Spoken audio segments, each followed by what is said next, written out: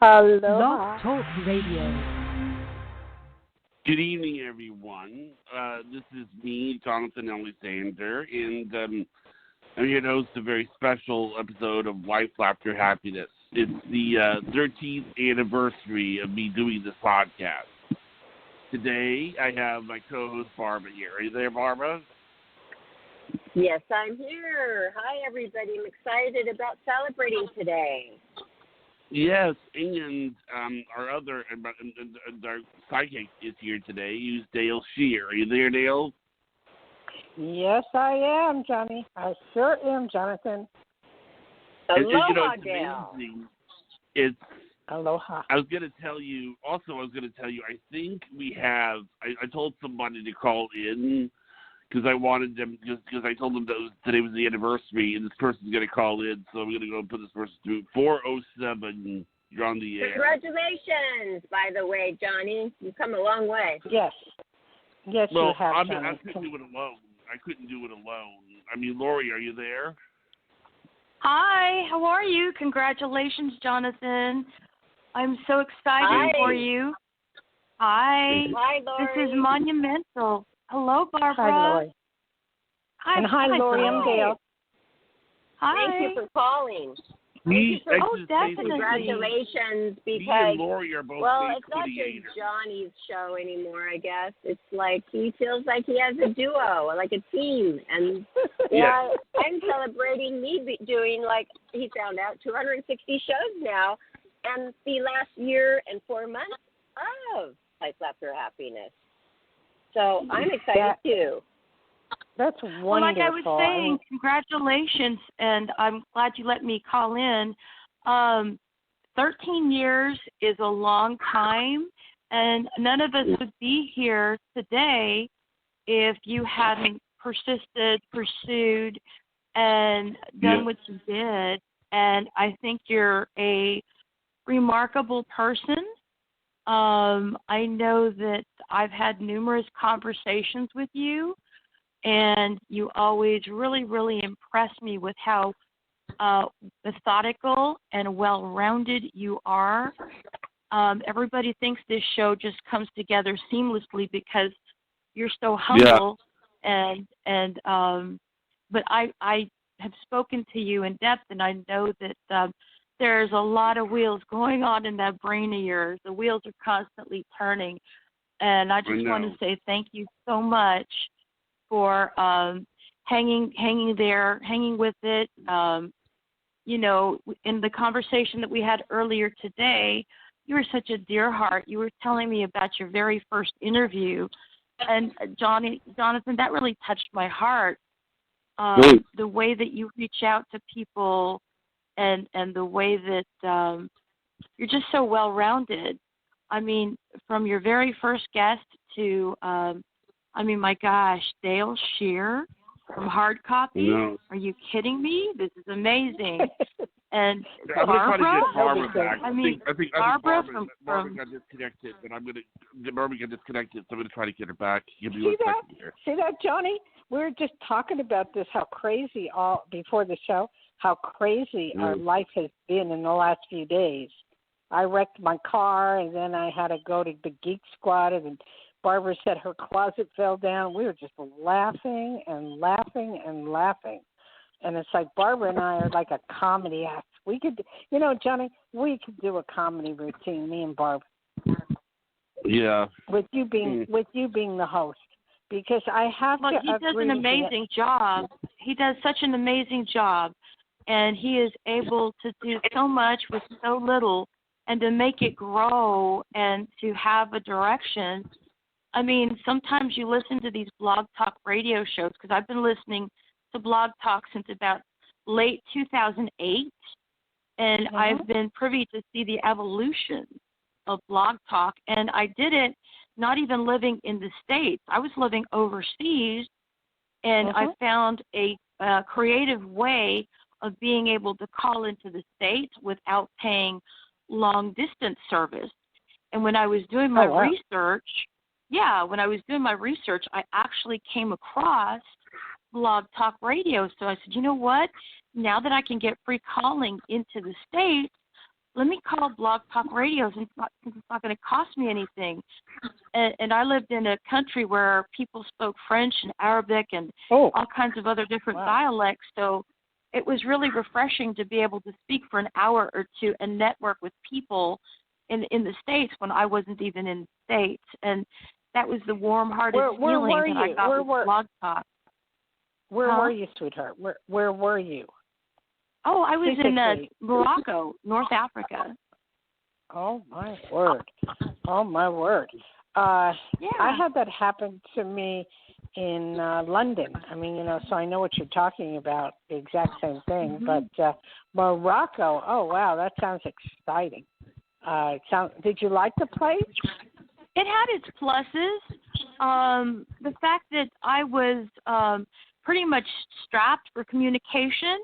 I really couldn't speak English or my language to anybody to communicate daily, so that was kind of like being a 5-year-old, unable to speak and using sign language and pointing.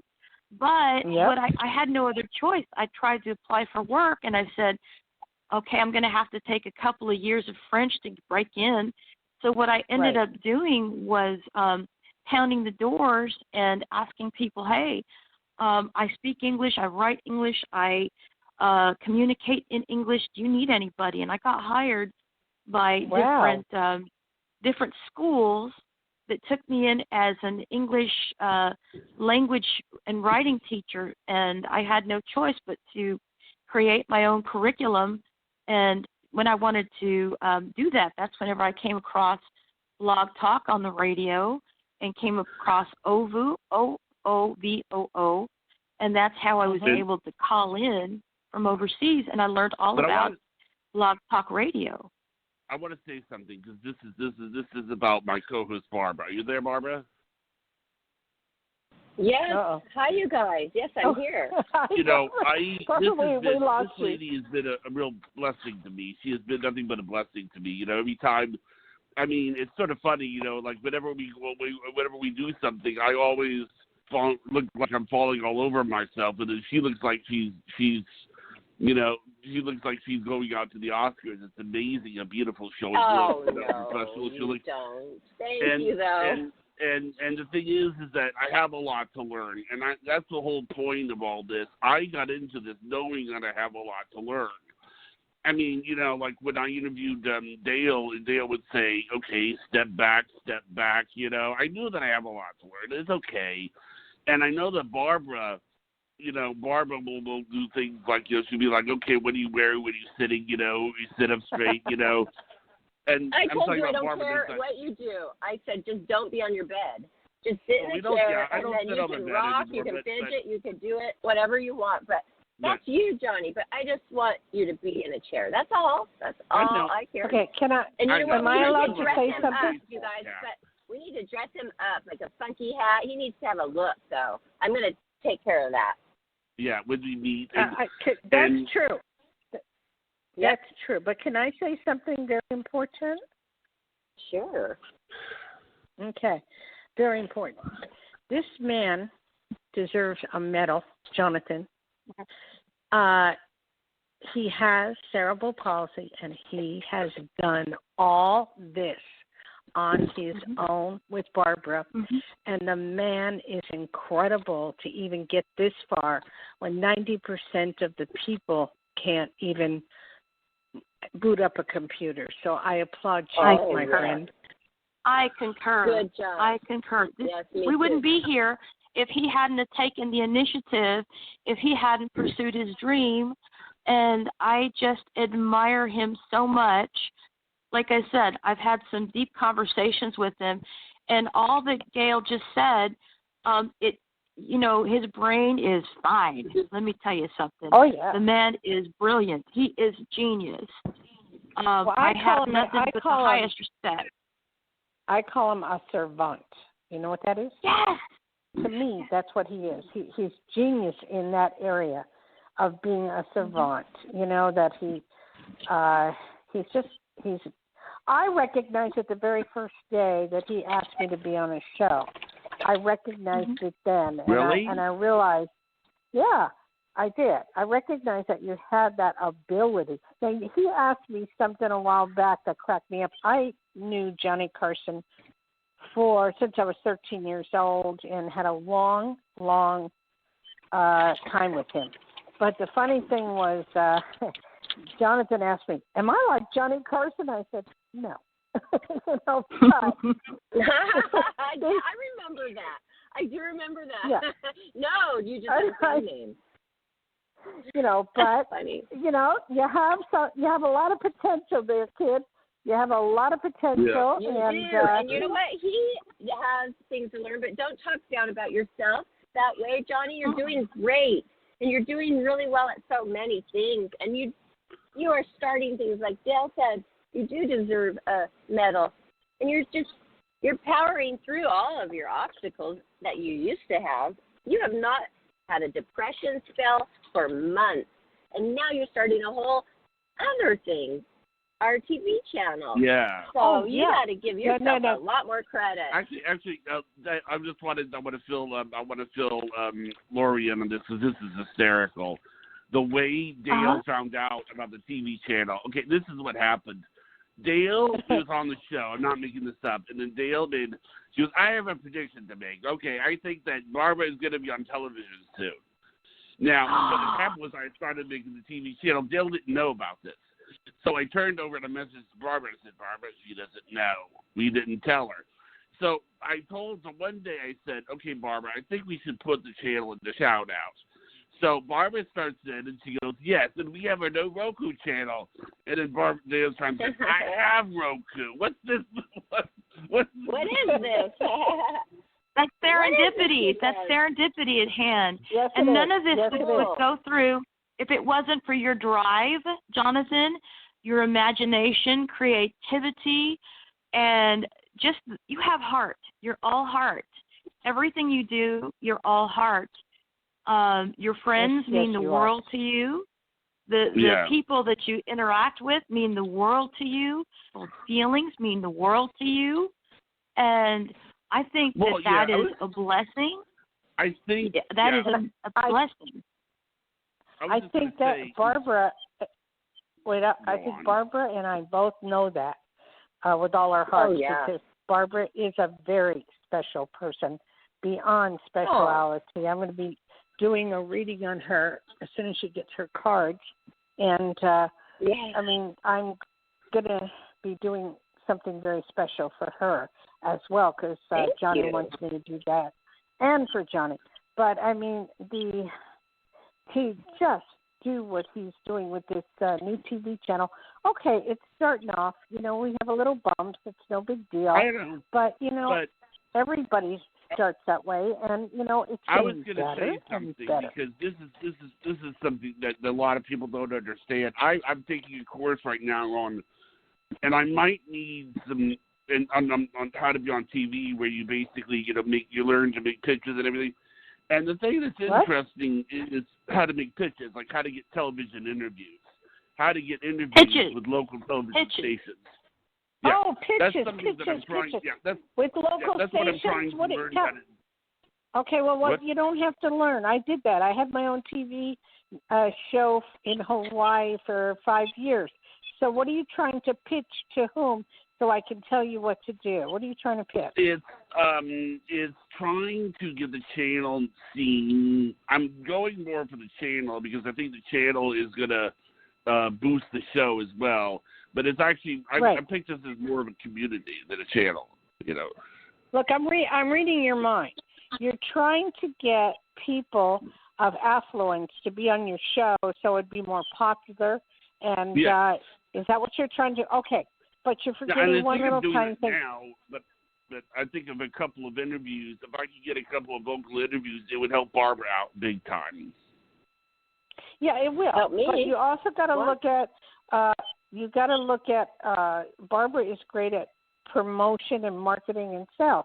If you can have the best TV channel in the world, but if nobody knows who you are or how to get in touch with you, then it just isn't worth much. And that's the part we got to work on for you is Barbara and I have to do it.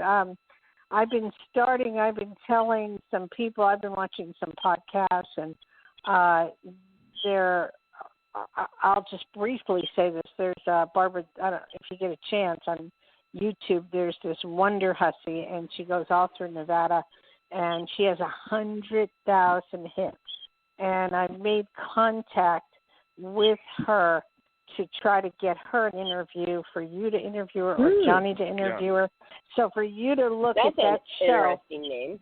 Honey? Yeah, Hussy? she goes to... Wait, Hussy, honey? What did you say her name was? No. Wonder Hussy. Wonder Hussy. That's now, she has a lot of shows. Yeah. Okay. What I was going to say is that oh, sorry. I'm sorry. I was just going to say something. I'm sorry. I speak over people. What are you sorry for? Johnny's been trying to say something for like 5 minutes. Go ahead, Johnny. Okay, go ahead, Johnny. Okay, I'm Johnny, sorry. you got the floor. Okay, we got the floor. My apologies. It's the way I look at it is that the show is sort of, it's funny because I talk to so many people and they have content, but they don't have any place to put it. You know, they have all these ideas of like, oh, I've got this character I'm doing. Oh, I've got this. And I'm thinking to myself, okay, come over here. I actually talked to a lady. One of my goals for the channel is to put a full-length movie on it. To talk to somebody who is a full-length movie, you know, like a full-length movie. Yeah. And then, you know, just have it be first place that would be seen would be on the channel. And that's one of my goals.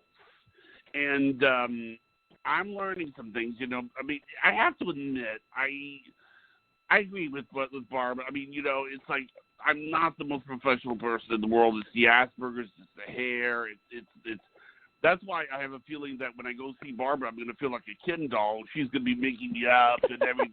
You know? That's right. We're going to give you a new look. Fact.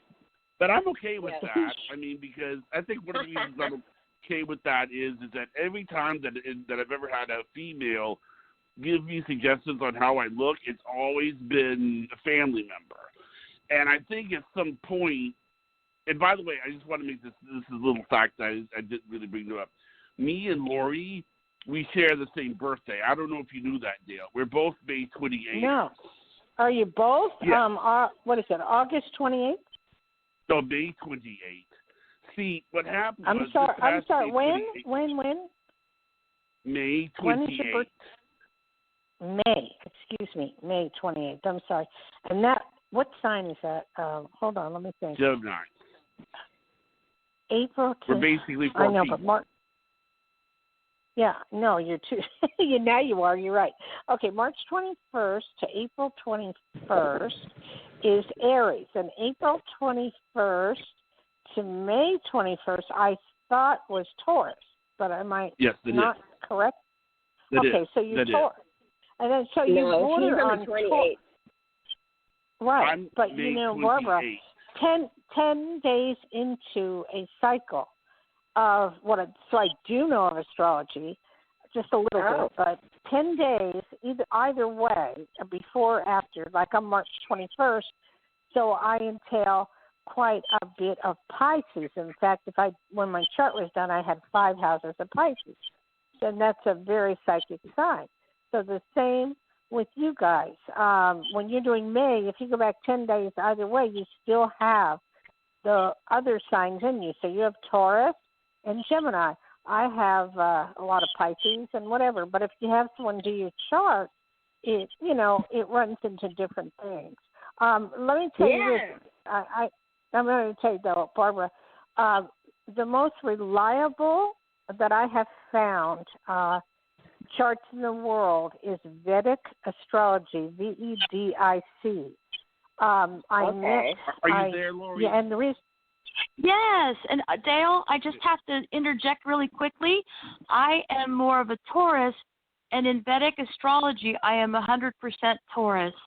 And in Western astrology, I've got more planets in Taurus than I do in Gemini. See that? That's my point. That's what I'm trying to tell Barbara. I read for the monks in Hawaii. I go to the island of Kauai, and nobody is allowed in to eat with them and sit with them and be with them. You can go visit, but you have, in order to go, you have to have your, they check your birthday, your date, your time, when you were born, everything, and all the stars have to align for you to visit them. So I have been lucky I love that. I have been lucky on many occasions. And I have to tell you one thing else, but I mean, been extremely lucky with the monks, and they want readings, so I do readings on them, and in return, they teach me a lot about how things work and on, Vedic astrology and stuff like that. But I don't know if you know about this, Lori. There is something called Nadi Sastra. Vedic. Have you ever heard of that? No. I don't think I've heard of that. I've heard of the Roku, and I've heard of the Rahu, and all these other things. No. It's not a TV station. This is from the monks, Nadi Sastra. What it is this, and my teachers had it done. In India, they believe that you were born, the time you're born, the time you die. That is written in Vedic astrology as well. And they believe that the names of the people that you get involved with or that you marry or whatever is already written. Now, I thought this was kind of cocky bull. I'm going, how could they know that? This is crazy.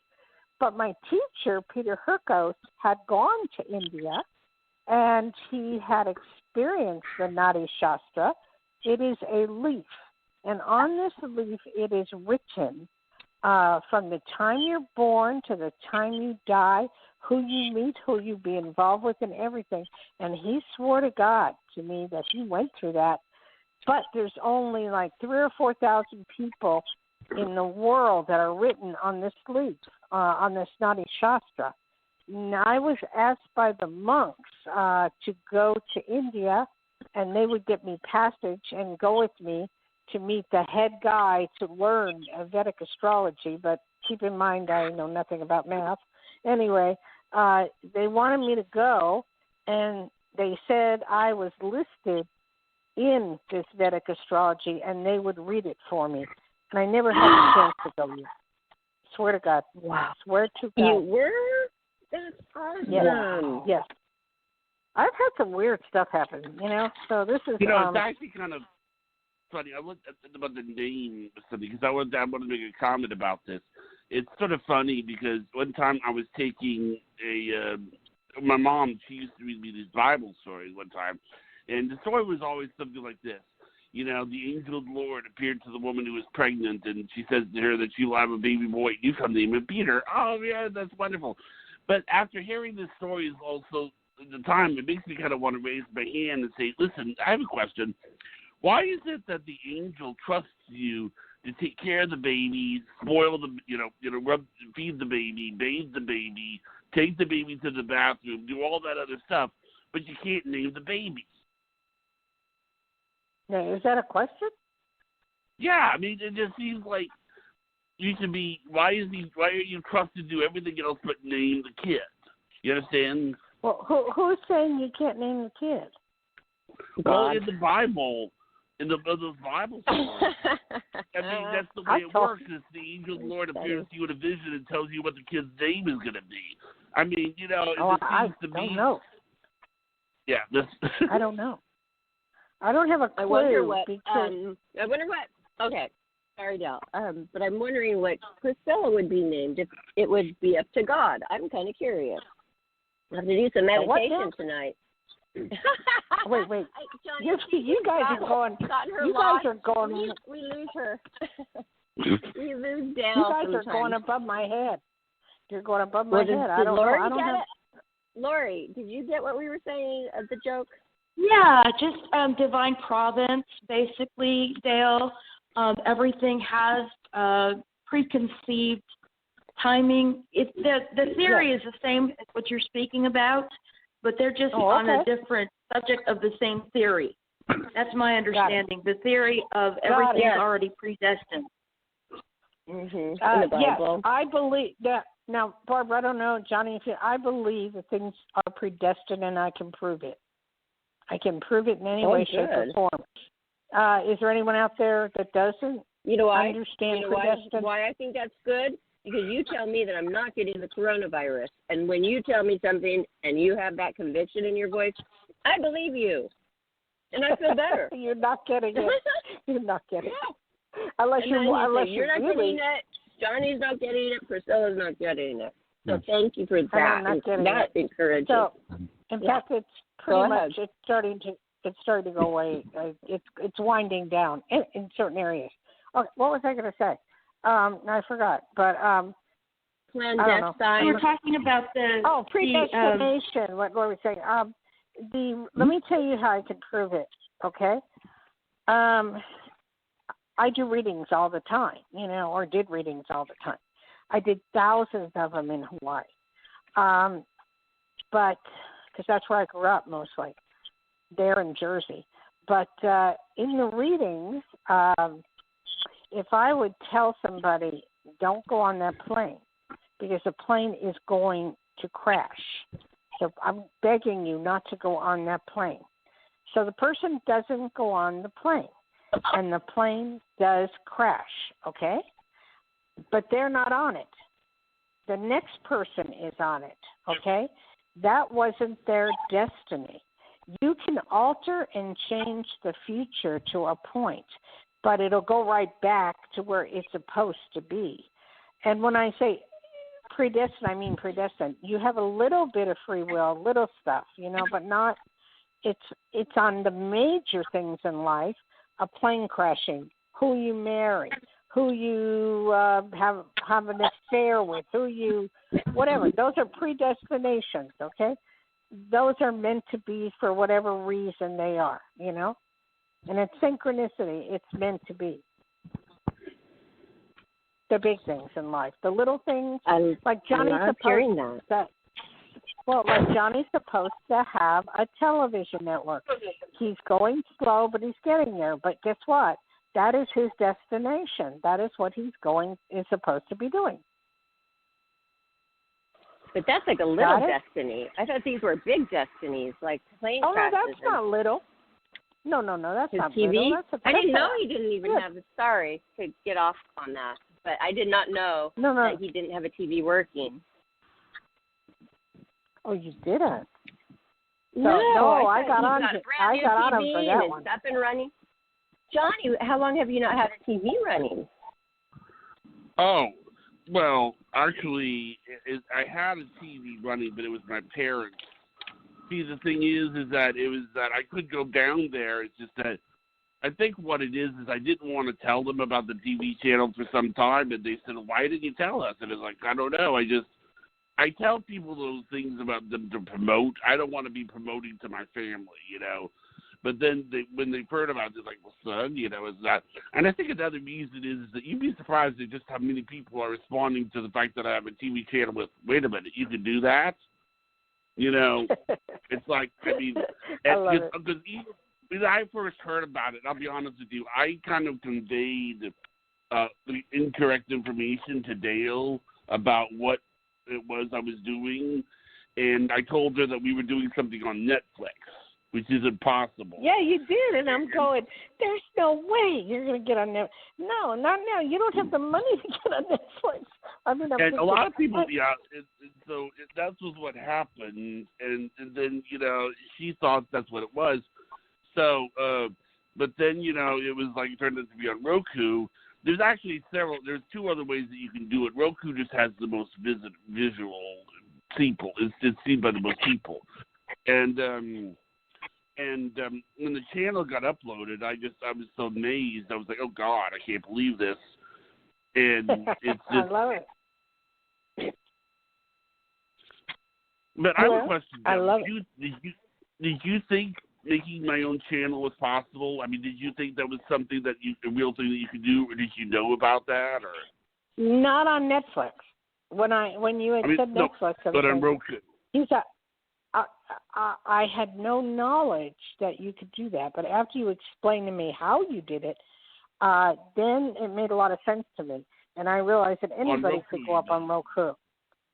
Anybody could do what you did. You didn't know that you could make a channel on Roku? You didn't know that? Or I've been told that by some friends of mine that are in the industry, but I never paid much attention to it.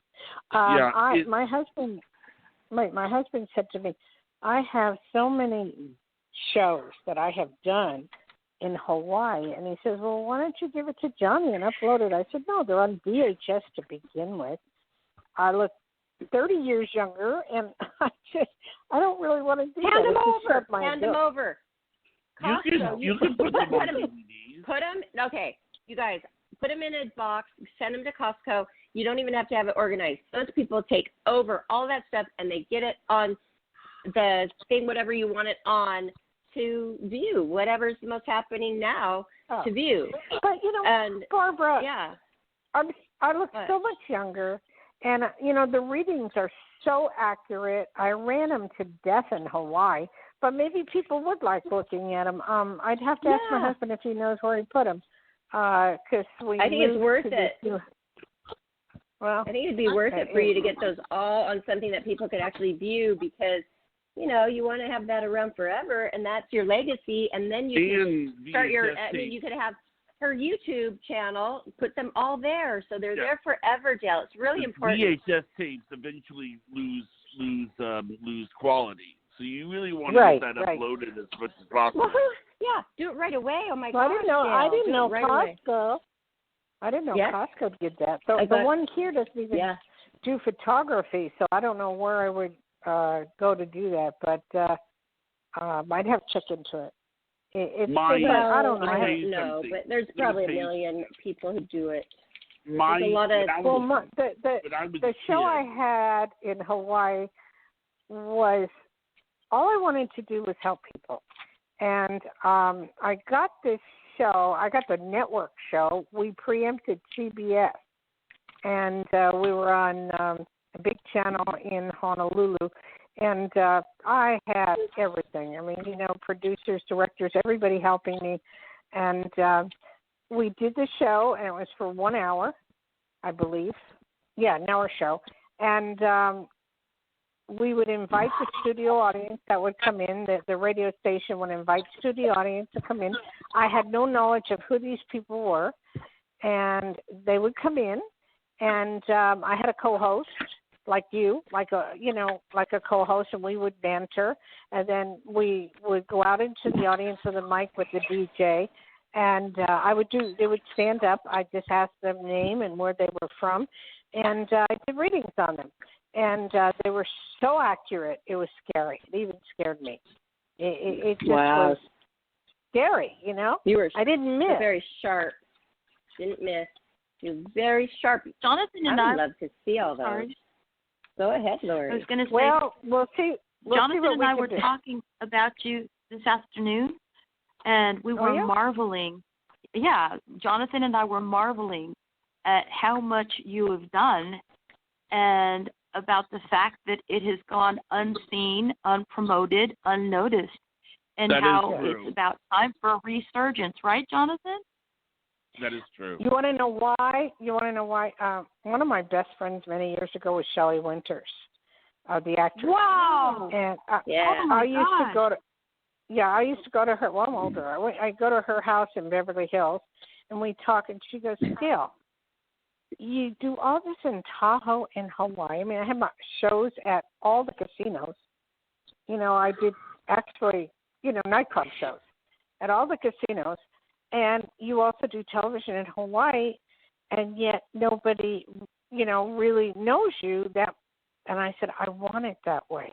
She goes, well, why do you want it that way? Came with it, but I didn't need the fame, and I didn't want it. I just wanted to be low key and help people. That's why. I know that may sound crazy, but it didn't matter. That's how things were done then. But now, psychics are more appreciated. Psychics went unappreciated for way too long. It shouldn't be a closet thing anymore. everybody I don't that I know that know they're of. appreciating because it depends on what town you live in and where. I did Alaska, I've done Hawaii, I've done Fiji. I mean, all over the place. In Fiji, see, the stuff that I did do, I wanted to do from my heart. Like in Fiji, I had a friend who owned an island there at Kavarua where all the surfers go. And he invited me there for 2 weeks. And I went around to the little huts. They had little huts.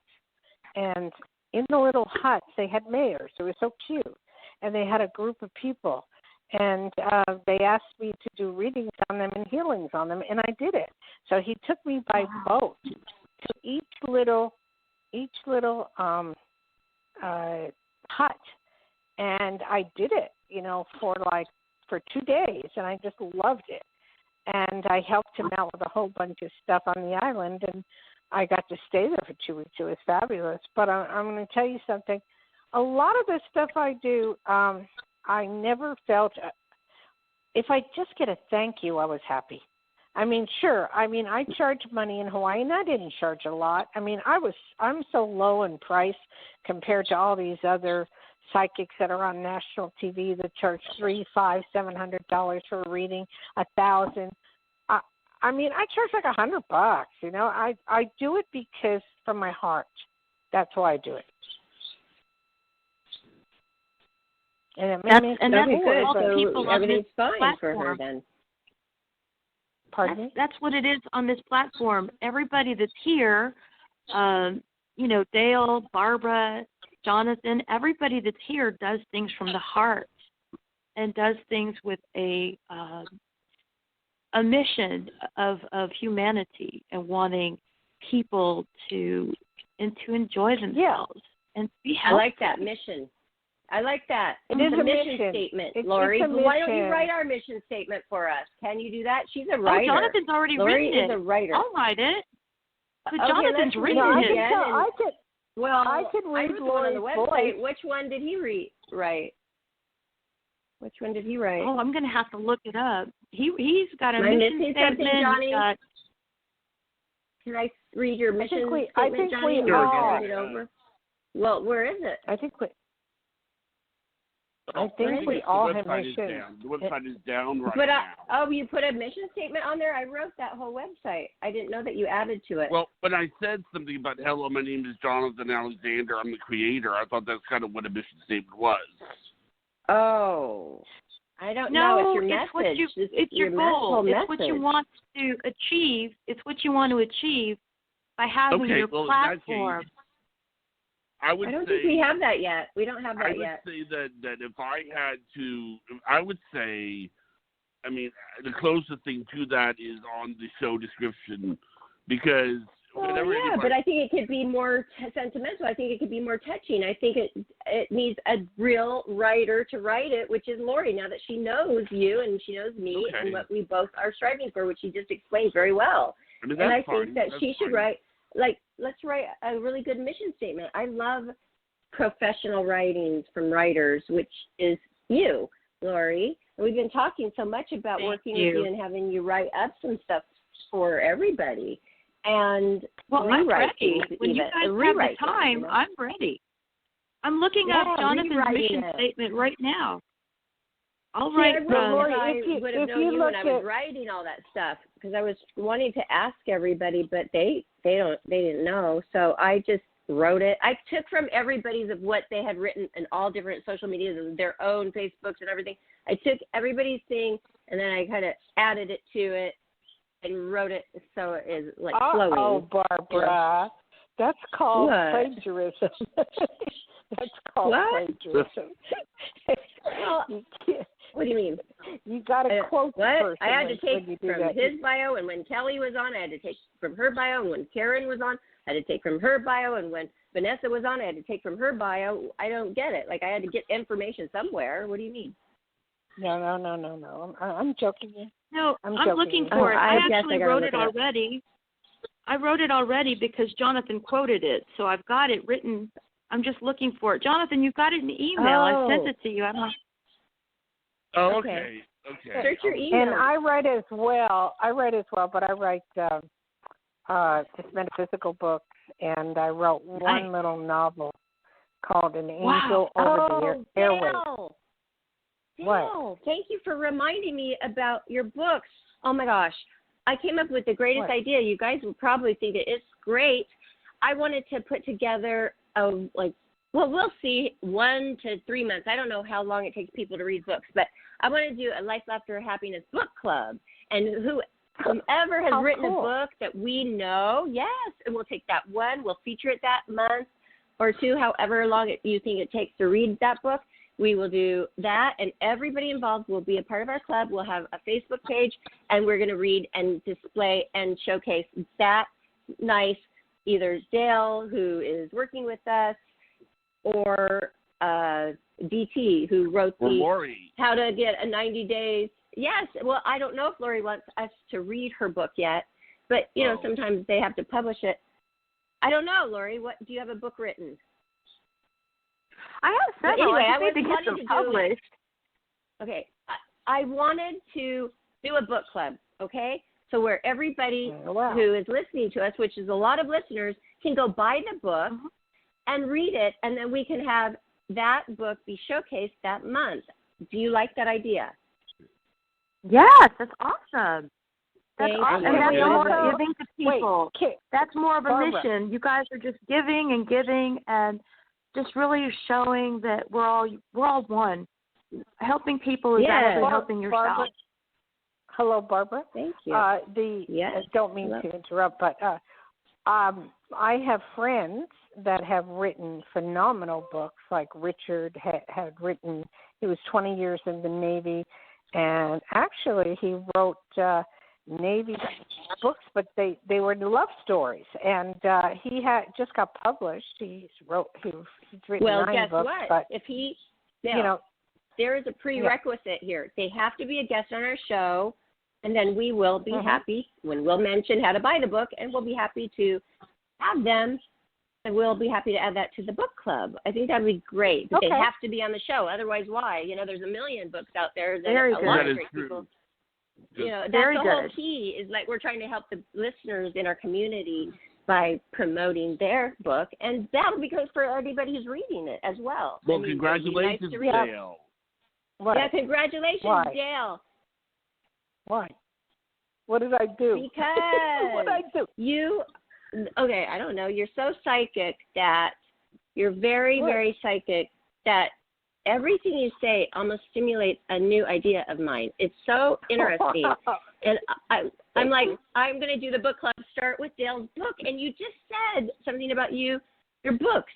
And I didn't have it written down to make sure I didn't forget to say this on air today. But I really have been meaning to for 3 shows now. I came up with this idea to do the book club. It's a wonderful idea. And I believe somewhere in time, like Barnes & Noble, a lot of the bookstores will come back on a smaller scale. And I think one of my dreams, I know it's going to sound crazy, but one of my dreams is to have a little bookstore and have a coffee shop again, and where people can come in and just sit and read and talk, and you have stories that you can read out loud to them, just like the old days. And have some coffee and all that stuff. I just think that would be a fun thing. I know it's old school, but I have a feeling somewhere in time it'll come back around to that, because a lot of things are coming back around. I mean, I grew up in the 60s. Yeah, I grew up in the 60s. And everything I'm seeing on TV is like, no big thing. It's happened in the 60s, except for the pandemic. But the things that happen, like paper bags and no plastic, and it's all going backwards. It's not going forward, And the drive-in theaters. Oh yeah, that's so cool. Walmart's going to open up a drive-in theater in Nevada here. That is so cool. I can't tell you how cool that is. I love that. I got that growing up. But then they were all gone. But in elementary school in the 70s, they were still around, and then boom, gone. Well, in Sacramento has a whole slew of them for some reason. I don't know why, but there's 6 of them in Sacramento. But you mean you actually went to the movie and watched it? Oh my gosh! Yes, my parents. They thought I was too young, and they were watching. Was that like Clockwork Orange? Oh my gosh, that was so horrible for a child to see. I think I was 4 years old, and I've had nightmares about that movie ever since. They probably thought I was in the back sleeping or didn't know what was going on. They had me in the back, the drive-in. Yeah, the drive-in. And then also when I got older, we used to drive in and bring our sleeping bags, and whoever had the pickup truck, we'd get in the back of that and pull in and just lay there and watch it. I loved the hot summer nights doing that. Well, I'm way older than you, and how we used the drive-ins for, we would put one guy or a boyfriend in the trunk, and we'd drive in, and they would never check the trunk for some odd reason because we didn't want to pay the fee. Then, of course, that was the greatest makeout place that you could ever imagine. And if you got to see the movie, you were lucky. I mean, I don't know how many kids were born watching a drive-in movie, but I mean, that was the old days. That was the old days. That would have been great to have. Yeah, it was fun. Because going in, I mean, you can't just go in and do that in a theater. I mean, you can, but the person behind you wouldn't appreciate it. They have movie theaters now that have beds in them instead of like chairs. And the thing, and actually, the only problem with that is that what if you fall asleep in the movie and snore? I mean, I've done it. I've done it in New York. I did it in a Broadway show when in New York, the Phantom of the Opera. It was a it was an afternoon show. My husband and I went on, and we paid $80 each, and we slept for 2 hours and snored. And then when the opera was over, we're going, "Oh my God! Like, what was this about?" My goodness, it is. I found Jonathan's mission statement. If anyone's interested, I found Jonathan's mission statement. Okay, it says, Johnny or you? You found it too, Jonathan? You read it. It's yours. It says, this is what I think Lori wrote. It's a typical day in May in Central Florida. Sunny, no, that's not the mission statement. Oh, gosh. The mission statement. That's funny. It's right here. It's we're diversified online. Can you read it for me, though? Oh my God. Yeah. You have to explain to him what a mission statement means. It means that's your mission in life, John. I understand. I'm sorry. Can you read it? Please. I'll read it or you read it. You read it. Okay. This is what he told me, and I'm quoting verbatim because when I interview someone, I don't add or take away. I just kind of do the editing, and the article writes itself. Okay. So this is what he said. We're a diversified online radio community promoting joy, entertainment, and nonpartisan engagement. Our goal is to provide an enlightening experience with a balance of light and friendly conversation exchanges for our audience of callers, hosts, and guests alike.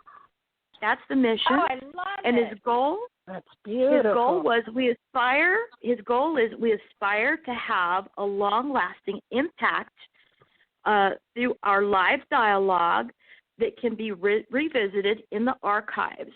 We enjoy leaving a podcast to be revisited through a timeless effort with relevance for daily living for many generations to come. That is beautiful, Lori. Yes, Lori, what I like about that. No, hold on, everybody. Wait, hold on. How in the world did this happen, Dale? You always tell me I'm psychic. Oh my gosh. Here I am saying, Lori, can you write us a mission statement? You should write it, Lori. Come on. And she's like, I already did, or Johnny did, and I helped. I mean, that is so crazy, right? No. Synchronicity. No, let me tell you. Synchronicity. No, it's not synchronicity. It's called telepathy. Okay. Is it different? Wow. You thought it. I love the telepathy. It landed in her brain, and she did it. There's so many examples of telepathy. I'll get food cravings, and I don't know why. Like one of my best friends, she eats. I don't know. She likes, say, I don't know, chocolate something and licorice. I don't like licorice, and all of a sudden I get this craving for licorice. Good and plenty. That's interesting. And so I call her, and she says, I said, "What are you eating?" She says, "Good and plenty." So you can get it through food cravings. You can get it through smell, or you can get it through taste, but it's telepathy. And if you think real hard upon a person, you can even create them to do something or feel something or know something. That's if you're psychic, really psychic, you can do that. And I had a question for Lori. You started to tell me something about me that I wasn't aware about. That I don't know. It wasn't the part, I forgot. It wasn't the part about me being I forgot. Well, maybe it'll come back. Okay, well, maybe it's about the books. Remember, what book would you like to start off having everybody read in the book club of yours, Dale? I want to start off with one of your books. I'm gonna have. I like the one that you said for me.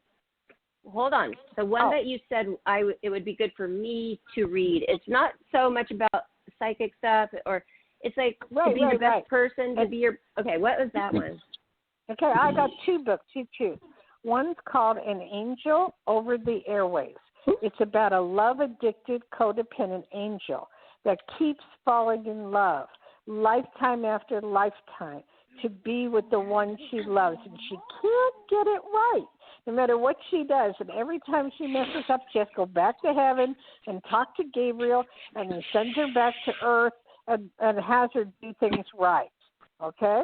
So that's one. The other book is... But I wanted to... Over the Airwaves. Can I say something that I want to say? Okay.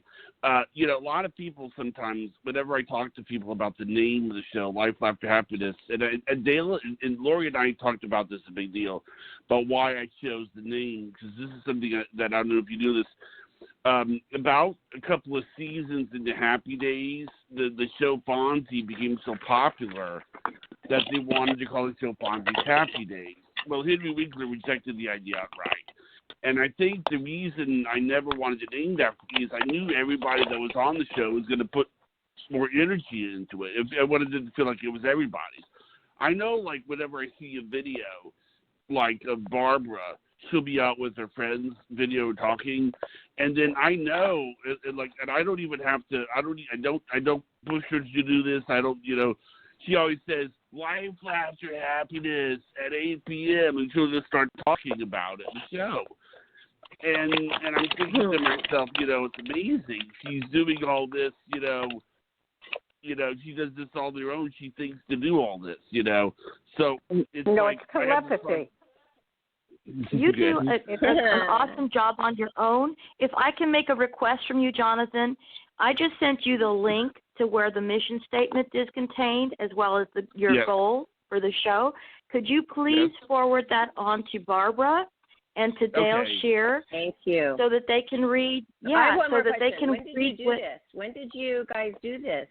Because that is telepathy. If you did it last night, did you do this last night? No, we did this the week before our birthday, like May the 23rd or 24th or something. Oh, and we haven't even had it up on the website this whole time. Crazy. Why does it take 3 months, Johnny, to get that to me? I mean, I would have had that up on the website like that second. Oh, my gosh. Okay, Barbara. He's so humble, Barbara. He's so humble. I don't think he knows how to accept at face value how much that you guys are doing. Everyone, Dale, is this everybody, Jonathan, Barbara, everybody. Life After Happiness can be found on Blog Talk Radio, founder, host, and creative. Is that the mission statement? No. I read it. Okay, go. I'll tell you where. It's right after the Happy Days. It's what paragraph is it? It's going to say mission statement, and I should fold it. But it's going to say Life After Happiness, Blog Talk Radio show. When I'm talking to you. Just all you sent I sent the link. About the, Can you send you just now? I see the link, but what I'm saying. Johnny, why don't you get it later? We're on air. Okay. Okay. Wow. Okay. Barbara, you asked me a question. The book I'd like to start out with is called Believe. It's a book that I wrote about. Yeah, it's a book that I wrote about people that have problems and how to get through the problems or addictions or whatever, how to get through it and how they change their life for the good. Well, so that's okay. I don't know if these were for me. I just want you to choose what first book you want the book club to start with. That's what I'm just going to leave you choose, and let's do that book. Okay, we can either do Believe or The Psychic Within. That means every psychic has a psychic within. Yeah, I'll do that. I want to do that one. What about you, Lori? That sounds really good because I'm going to say it, Barbara, from the time I first started listening to you over a year ago to now, your intuitive abilities have grown by, I would say, more than 85%. It's just a network of good people, yourself. You're open to this. You're that's engaging. What it was, Lord. What? That's what. Excuse me. You told me that psychics are coming out of the closet now, and that I got to come out of the closet. And I don't see it that way. Psychics are more appreciated, and it's not the psychics. It's people going to psychics.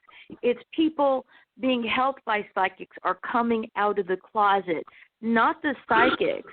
You guys have always been steadfast in there. I'm talking about it's no longer a secret, Hollywood secret, like Ronald Reagan's wife religiously had a psychic.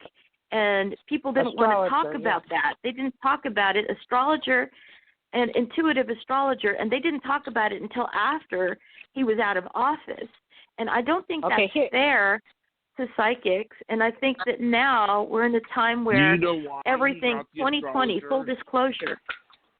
Do you know why he got the astrologer? My teacher was Ronald Reagan's psychic. His name was Peter Hurkos, if you look him up. Hurkos. Oh, wow. That's amazing. And he did by touch. Peter and I both do. You touch something and then you see. Well, story was he'd go fishing with Ronald. They would see each other all the time before he was famous and while he was president.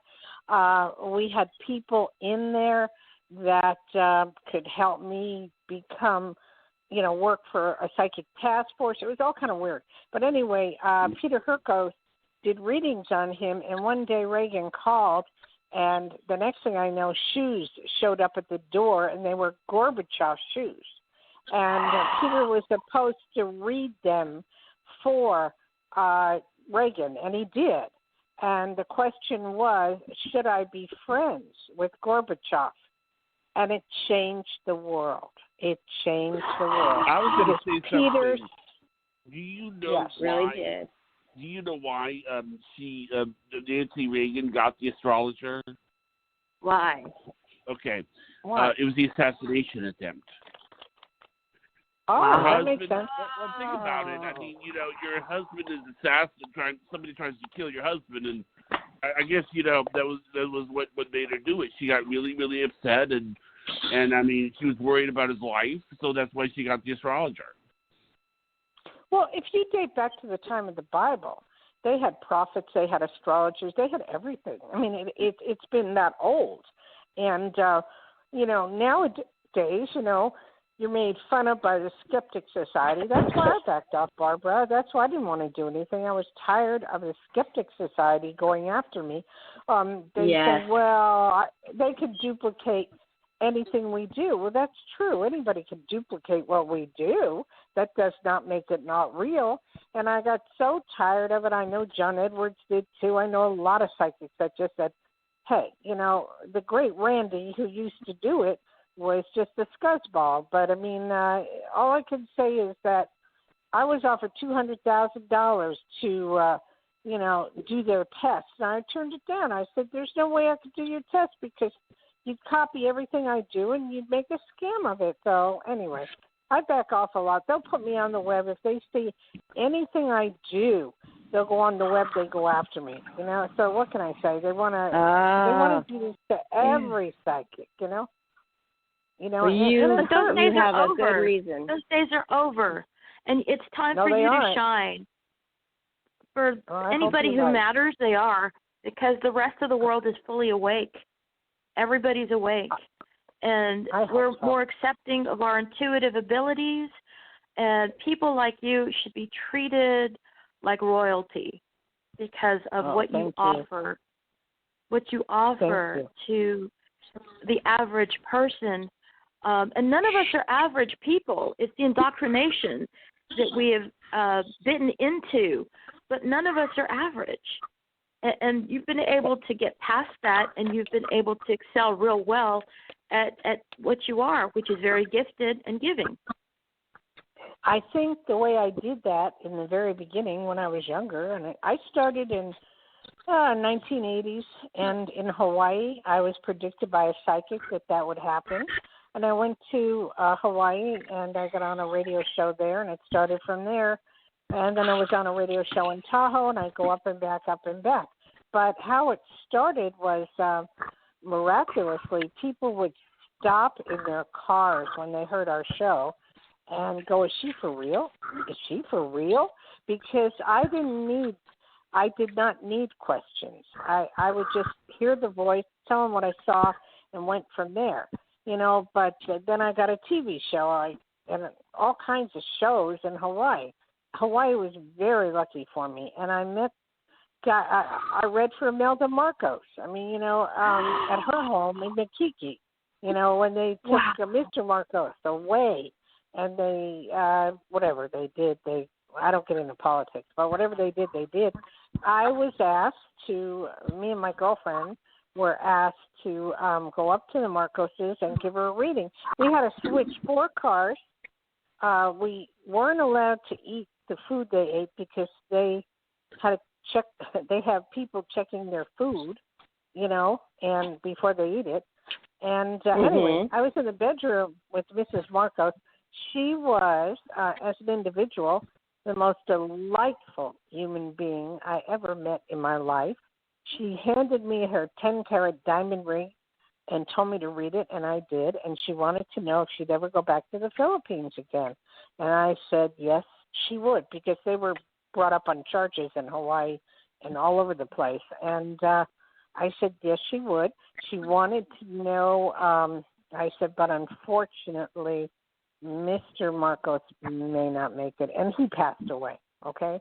But she went there, and I said, and you will be famous again in the Philippines, and she was.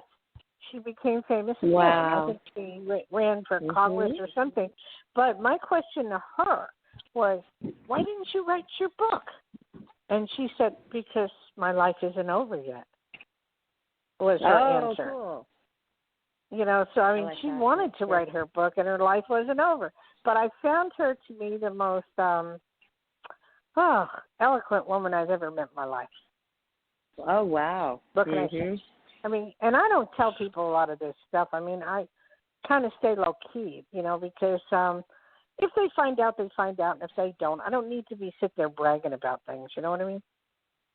No, it's not bragging. It's not that way. These people are amazing, but you're amazing for what you did for them. And that makes everybody on the same playing field.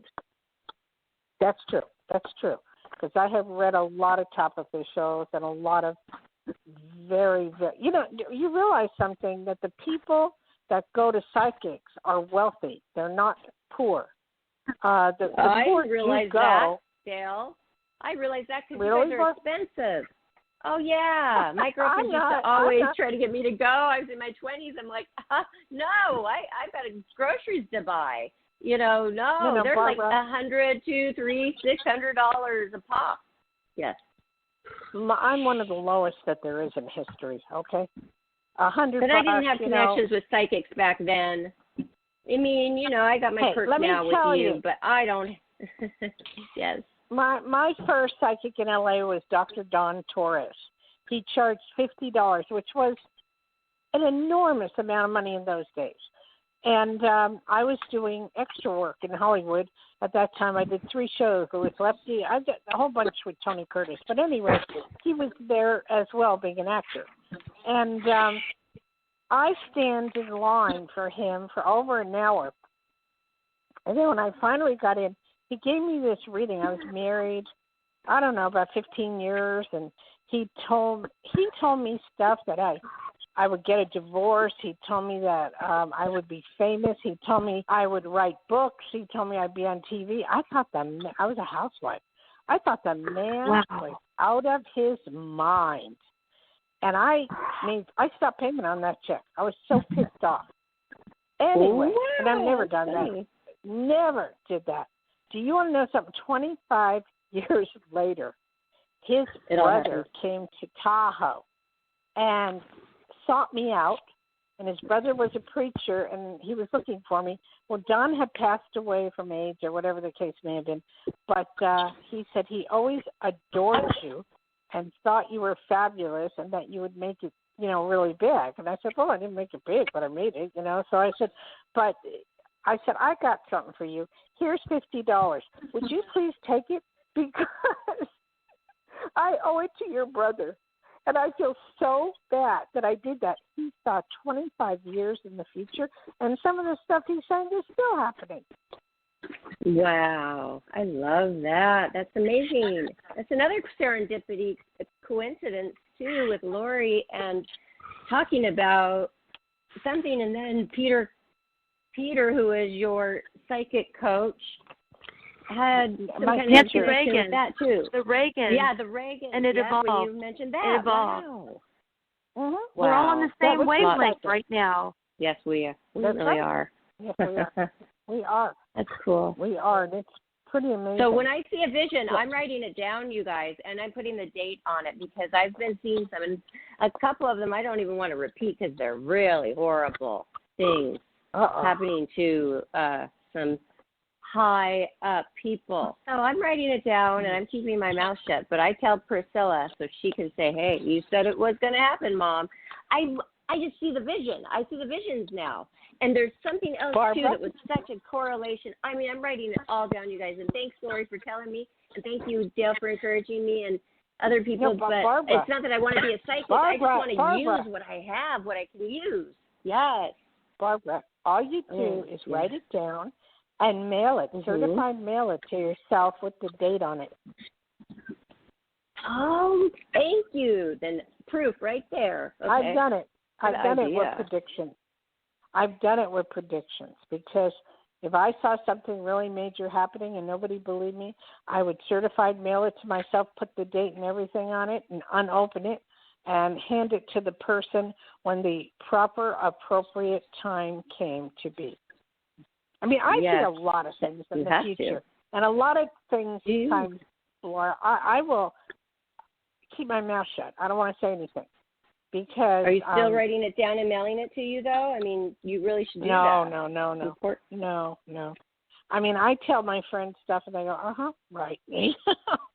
And then it happens. They go, did you know? But, it's just like nowadays, it's like second nature. I blurt out at stuff, and I see things that most people don't see, and sometimes it's terrible or I dream it, and sometimes it's good. But I mean, I want to let people know, but then sometimes if I open my mouth and do, then people hate me. So they think I'm the one that caused it.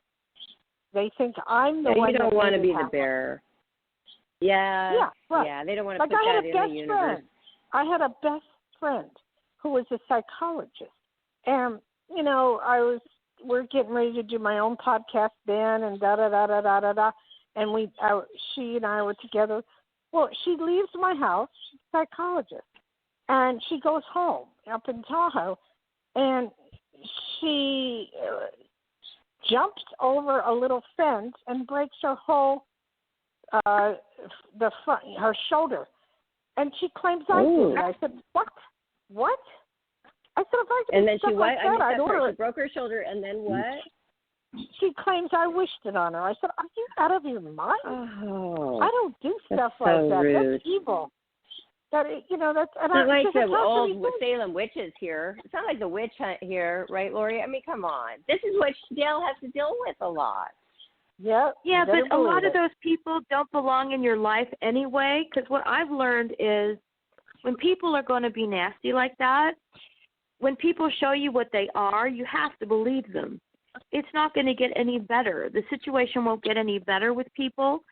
So that is my key when I see something like that, to basically say, okay, this person has already shown me what they are, so I gave them my heart and they stepped on it. I'm just going to go ahead and walk away with my broken little heart and not let it get broken any further.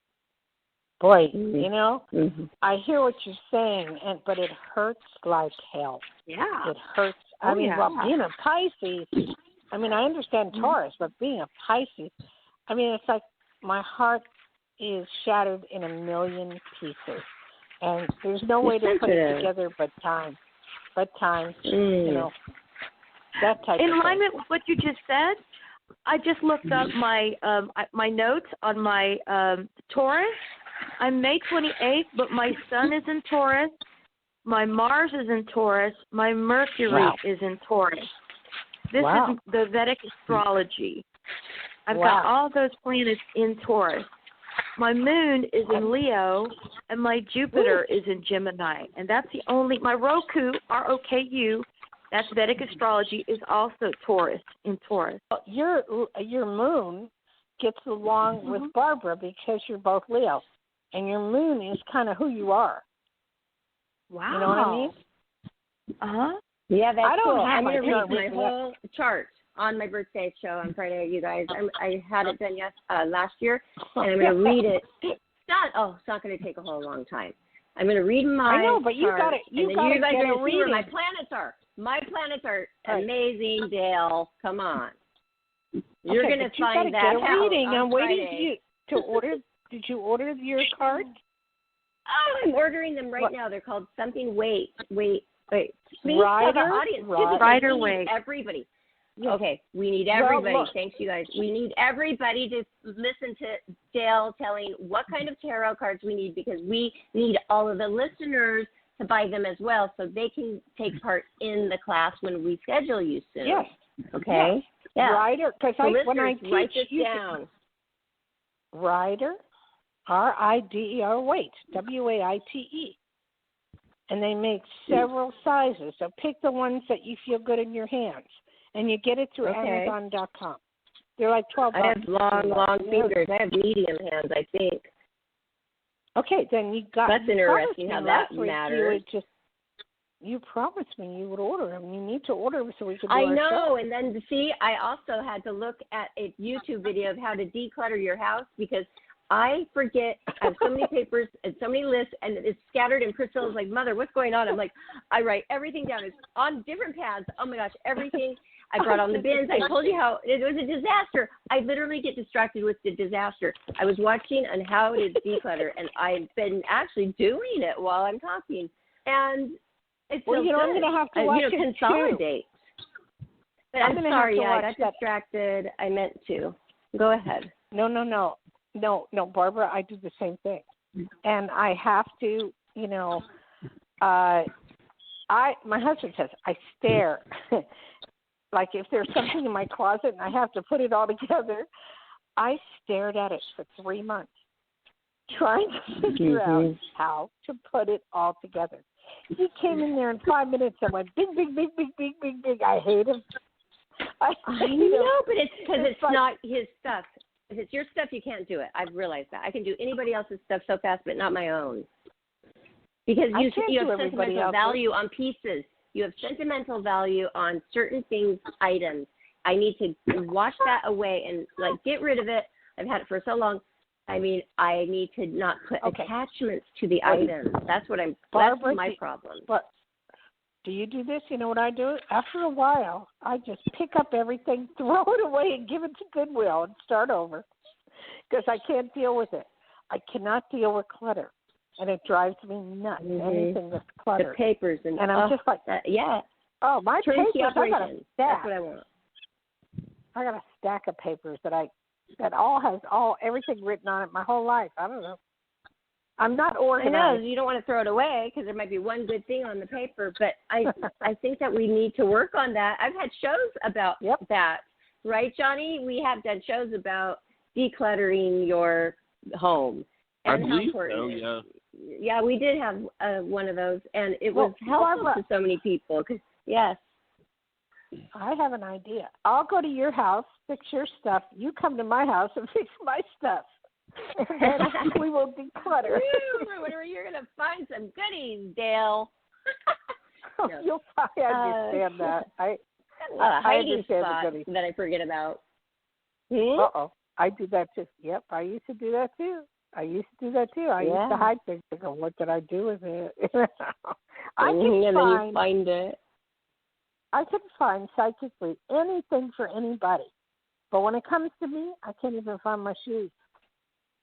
Me too. I'm like, have you checked in your robe pocket? And that person, there it is, Barbara. I was looking for my phone for 2 days. That happened, Johnny, on air. And then there was another person who could not go to China with us. 3 playmates were going to China for a big event, and we come on the day of. She couldn't find her passport. I go, have you checked your luggage that you may have put away under the bed in storage? She went under the bed, got her suitcase out, and there the passport was. I swear to God, I do the same thing. I helped one guy find $10,000. He gave me $1,000. It's just like, wow. Whoa. I got chills from that. I can't do it for me. Now I'm still looking for my shoes. Well, why can't today. we do it for us? I think we get distracted. We start reading our own stuff, whereas other people, it's not their stuff. They don't read it. They just pile in like for like. That's what Andrew Mellon, I watch him a lot. Andrew Mellon, for like. That's not the answer. That's not the answer, Barb. The answer is we're ADD. We're ADD. Oh. Attention I didn't know that. Disorder. Are you sure? We start one thing and they go, the phone's ringing. I think I'll go over here. Look, there's something good on TV. I got to go something check. shiny. Right. And then you end up with a lot of little projects, the little piles everywhere. It's just like one thing being done that was big that day. Yeah. Yeah. Like my husband would tell me, do one thing at a time. I find that ridiculous because I do multi things. But then in my multiness, I lose everything. So I don't know. Exactly. I think it's unfinished business. I think it's unfinished business because I have notebooks and I have filing cabinets of metaphysical poetry that I wrote 10, 15 years ago. And it's unfinished business. I'll write something down. It'll be about 4 or 5 paragraphs. And I'm like, you know what? I don't feel like this anymore. And I'll put it away. And 2 or 3 years later, I'll go and I'll finish that poem. I think it's unfinished business. Yeah. I think everybody's different, but I do know I'm very ADD. And I'm just like ADD. If I could concentrate on one thing long enough, I'd be a success. I do that when I'm writing. That was another thing. I don't know if this has ever happened to you because I've written 5 books and I've published. But the whole thing is if I write something about somebody that I know, they call me. I don't care if it's 25 years ago. If I write something about them and I'm really into it, they call. Does that happen to you? Yes. Oh, yeah. It happened today. I was thinking about Jonathan in the show, and he called. And I checked my phone, and I wasn't near the phone, but there was a phone call from him.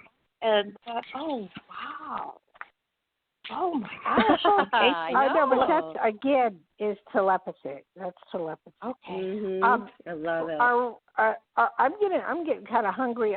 What time are we going to end or do something? Or let's wrap it up. Yeah, let's do the Let's shout wrap it up. You guys, I didn't even see the time. It's 6:19. Okay. So thanks so much. And, this was a wonderful show. And I hope that Johnny feels really good and proud of himself because you sure got a lot of love and adoration today, Johnny. And you got a lot of great compliments. And they all, we mean them. from Well, I the couldn't bottom do it of our alone. heart. I certainly couldn't do it alone. Thank you. Well, I've been having so much fun doing this show with you, Johnny. You couldn't be a nicer co-host to me, and becoming friends has been wonderful. You are the easiest person to deal with. You can do a phone conversation in 5 seconds or an hour. I mean, whatever anybody wants, you'll do it. And and you do so much. Like, I have my ideas, and he runs with it, and he helps so much. He makes all the phone calls that he knows I hate doing, and I do the things that he doesn't do. So it's like we really are a great team, and I love how he's such a great sounding board too. And then we work well off of each other when, we have to, and we can do anything. And it goes to show you what Dale said earlier with, your cerebral palsy. It has not stopped you. So what's your excuse, everybody else who's not going for your dreams, believing in yourself? He does believe in himself, and he's making things happen, and you're going to go down in history. Everybody's going to know who you are, Johnny. Thank you. And you that too, is wonderful. That is so true, and I second that, and I third that. And I sure would like to meet Lori. I'd love to meet her. Where do you live? What area? I live in Orlando. I live in Florida, Orlando, Florida. Oh, okay. I would be love a while to till meet I get there. all of you. I know. I would it would love be to nice if Johnny. we could all meet. Well, You when could the see Johnny coronavirus first, is too, over, we'll Florida. definitely go to Orlando, because I already have an invite to Orlando. We'll have fun. Can we go to Disney? Yeah. Oh, my God. Well, I would you do love wherever, that. You go wherever you want to go. The only I want to problem go to Disney is World. I want to ride, Barbara, I want to ride a, what do you call it, those roller coasters. Ferris wheel, roller coaster. And my husband won't do it. And I want to do it so bad. Would you ride with me on a roller coaster? Oh, heck yeah. I'll go on anything. Anything you want. I'll be your ride partner. And if I don't go on it, Priscilla will. Okay. That would be cool. Oh, you're going to send your daughter? Well, she likes scary rides, too. Maybe I'm going to have to take a break. I don't know. It depends on how scared you want to get. Oh, we love the roller coasters. No, I don't want that. scared. I'm an adrenaline junkie. I like the adrenaline. In my next life, I'm coming back as a surfer. Cool. That's cute. Awesome. Well, everybody, thank you so much for listening. Find us on YouTube. Find out when we're going to be having Dale here today and teaching the tarot card reading class, which we hope you all 1 hour or less.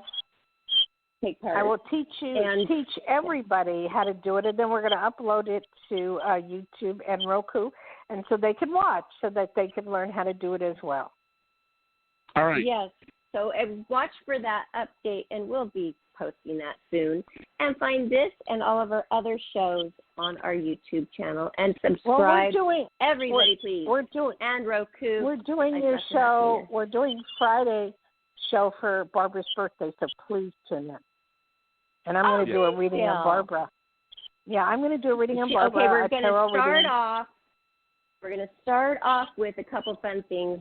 We're not sure the order, but Dale is going to do my tarot reading. I'm so excited. And then I'm going to it'll take 5 minutes, talk about where my planets are. And then we'll just go from there. And hopefully a lot of people call in to say happy birthday. And I would love to hear the familiar voices. All right. Okay. Well, good night, everyone. Thanks, Lori, good night, for joining. Thank you, Lori. Good night, Thank Barbara. you, Lori. Good night, Dave. And a big aloha Good night, everybody. to everybody. Aloha.